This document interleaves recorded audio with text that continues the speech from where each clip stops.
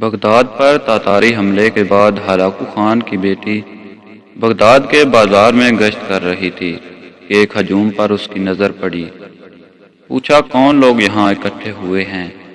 جواب آیا ایک عالم کے پاس کچھ لوگ کھڑے ہیں۔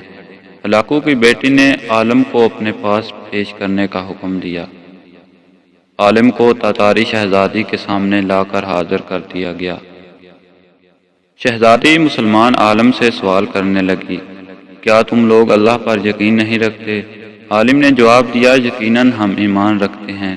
شہزادی نے کہا، کیا تمہارا ایمان نہیں کہ اللہ جسے چاہے غالب کرتا ہے؟ عالم، یقیناً ہمارا اس پر ایمان ہے۔ شہزادی، تو کیا اللہ نے آج ہم لوگوں کو تم پر غالب نہیں کر دیا؟ عالم، یقیناً کر دیا ہے۔ شہزادی، تو کیا یہ اس بات کی دلیل نہیں کہ خدا ہمیں تم سے زیادہ چاہتا ہے؟ عالم، نہیں۔ شہزادی، وہ کیسے؟ عالم، تم نے کبھی بکریاں چرانے والے کو دیکھا ہے؟ شہزادی، ہاں دیکھا ہے۔ عالم نے کہا، کیا اس ریوڑ کے پیچھے بکریوں والے نے اپنے کچھ کتے بھی چھوڑ رکھے ہوتے ہیں؟ شہزادی، ہاں چھوڑے ہوئے ہوتے ہیں۔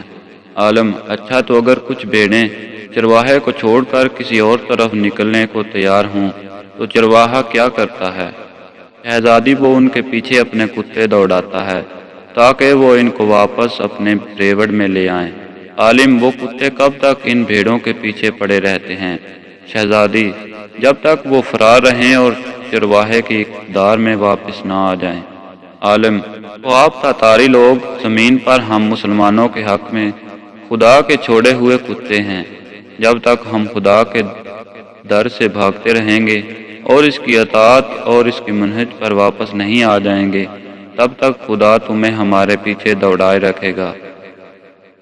جب ہم خدا کے در پر واپس آ جائیں گے، اس دن تمہارا کام ختم ہو جائے گا۔